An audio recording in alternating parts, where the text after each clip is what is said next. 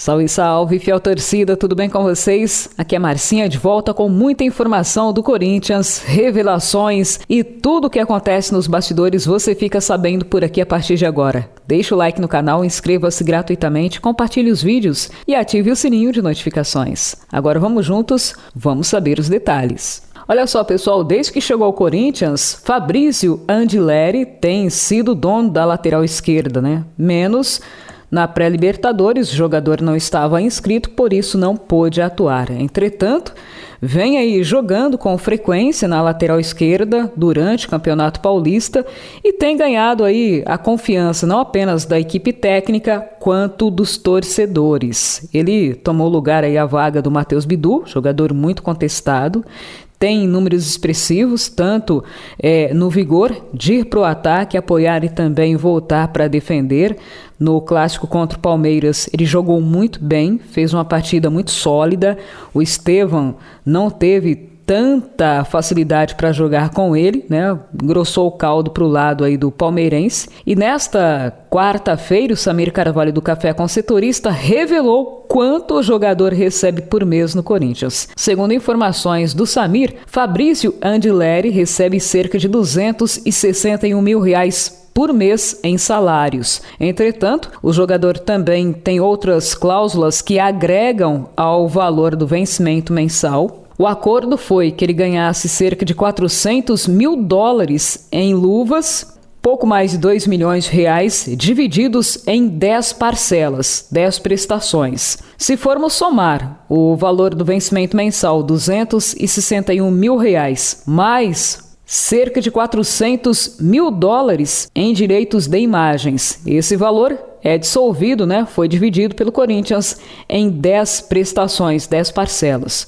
totalizando aí R$2 milhões, pouco mais de R$2 milhões, a serem divididos em 10 prestações. Então, no agregado, o jogador embolsa mensalmente cerca de R$486 mil. No contrato ainda, que perdura por um ano, o Corinthians ainda pagou R$1 milhão em luvas para que ele assinasse o contrato. Andileri não é um jogador que fala muito, mas dentro de campo vem agradando. E aí, pessoal, foi um bom negócio? Vocês estão gostando do desempenho de Fabrício Andileri na lateral esquerda? Ou os outros jogadores eram tão ruins que chegou um mais ou menos e em comparação é muito melhor que os dois juntos? Quero saber a sua opinião aqui nos comentários. E mais, chegando o momento decisivo, julgamento é marcado. Caso Rojas volta à pauta. Pessoal, foi anunciado nesta quarta-feira pela Corte Arbitral do Esporte a última instância para recursos aí em esfera futebolística no mundo e divulgado que a data da audiência daquele imbróglio envolvendo o caso Rojas foi marcado. Finalmente, o julgamento irá acontecer. O tribunal marcou o julgamento do caso Matias Rojas versus Corinthians para o dia 29 de abril. A audiência pode ocorrer tanto presencialmente, na Suíça, ou por videoconferência. Caso o Corinthians perca, a condenação será pagar R$40.400 mil. O Timão, inclusive, foi condenado pela FIFA em 27 de junho do ano passado, após o Meia rescindir o contrato unilateralmente e cobrar os direitos de imagem que ele e seu staff alegam que o Corinthians deixou de pagar, pouco mais de R$40 milhões. Matias Rojas chegou ao Corinthians em 2023. À época, o gestor, o presidente, era Duílio Monteiro Alves, que prometeu pagar em luvas $1.660.000, mais ou menos R$8 milhões, isso em 3 parcelas. Porém, a cúpula diretiva não teria arcado com o acordo, e isso aí vem rolando. Foi um contrato ruim e, para piorar, a gestão presidida por Augusto Melo, no caso, Rubens Gomes aceitou que fosse colocado no contrato uma condição esdrúxula, ou seja, se o Corinthians deixasse de pagar, o jogador poderia rescindir unilateralmente e o Timão teria que arcar com todo o restante do contrato. E o caso é esse. Resumindo, a grosso modo, foi isso que aconteceu. Aí depois foi aquele disse, não disse, fiz, não sei quem foi, quem está errado. Enfim, Rubens Gomes deu uma entrevista posteriormente, Primeiro, detonaram o jogador. Depois, Rubens Gomes falou que o staff dele praticamente exigiu que ele não teria condições de pagar o valor exigido e que teve que aceitar essa cláusula esdrúxula. Tá todo mundo errado, né? A gestão do Duílio, que contratou um jogador mediano pagando um salário milionário para ele, um salário de craque, e o Rubão, que aceitou condicionar a rescisão, a permanência do jogador a essa cláusula que o cara vai levar 40 milhões sem ao menos ter praticamente jogado no Corinthians. Enfim, o julgamento, como eu disse para vocês, está marcado para o dia 29 de abril. Tem muito o que comentar, né, gente? É complicado, só lamento. E mais, Neto faz revelação? Corinthians tentou contratar Di Maria? Vamos saber.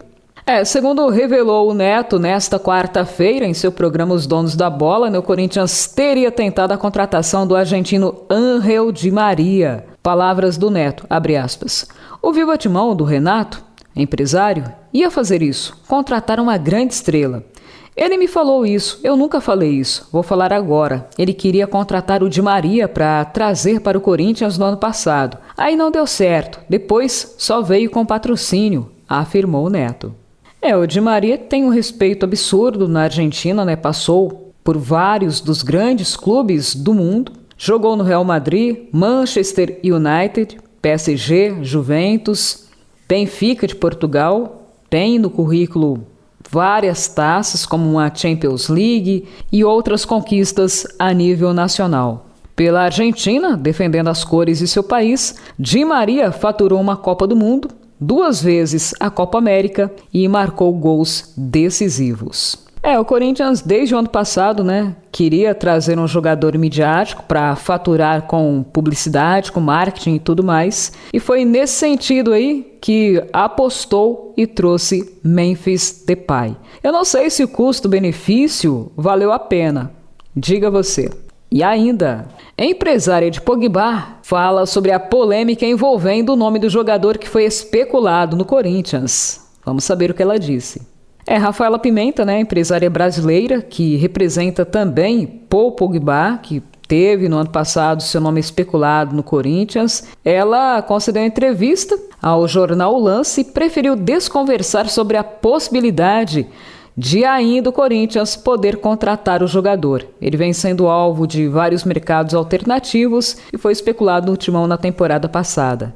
Ela disse, abre aspas, qualquer resposta que eu der, até a não resposta, faz barulho. Não vou criar nenhum tipo de rumor desnecessário. O Paul já foi ligado com tudo o que é possível nesse período. Temos que deixar o barco andar um pouquinho e ver o que vai acontecer, afirmou Rafaela. Ela também comentou sobre a contratação de Memphis Depay. Abre aspas. O que eu posso dizer é que o Memphis é uma pessoa que gosto muito, considero muito, e esse ano passamos o ano novo no mesmo lugar e conversamos bastante. Fiquei contente de ver que é fácil o brasileiro gostar do Brasil, mas a alegria do Memphis, a felicidade dele estar no Corinthians, no Brasil, está sendo incrível e fiquei muito contente, pois sou uma mega nacionalista, afirmou Rafaela. Paul Pogba foi mais uma especulação que não deu certo, E a gente segue a vida por aqui, tem mais. Recusou 200 milhões? Yuri Alberto ainda pode sair? Vamos saber. Pessoal empresário do jogador que, aliás, move uma ação contra o Corinthians na justiça, exigindo pagamento aí de verdadeira fortuna, segundo ele, por atrasos em acordos de outras e desta gestão. Ele representa Yuri Alberto e afirmou que o Corinthians recusou uma proposta de 30 milhões de euros, algo em torno de 186 milhões de reais, para negociar o atacante. Só lembrando que o Corinthians fez aí esforços absurdos, e colocou vários jogadores para que Yuri Alberto pudesse vestir a camisa do Timão. O clube ainda tem 50% dos direitos econômicos do atacante. André Curi revelou ainda que não recebeu qualquer quantia por parte aí da transferência de Yuri Alberto. E esse caso foi levado à justiça. O empresário cobra mais de 3 milhões de reais como comissão por intermediar a chegada do atacante. Abre aspas. O Yuri veio jogar no Corinthians de graça. O Corinthians gastou R$0. Já trouxe proposta de 30 milhões de euros. Só com essa proposta o Corinthians já me pagava e ainda ganhava dinheiro, respondeu André Curi em entrevista ao GE. E ele seguiu. Ele gosta muito do clube. A gente teve várias ofertas para retornar à Europa. Ele é um caso que foi com 19 anos para o Zenit da Rússia. Quando teve a guerra, ele optou por voltar. A gente trabalhou para isso. Voltamos para o Brasil. Ele está na 3ª temporada aqui. Está a 6 gols de ser o artilheiro do século do Corinthians. Tem 23 anos, é o maior artilheiro sub-20 do mundo de todas as ligas e, obviamente, sempre tem proposta.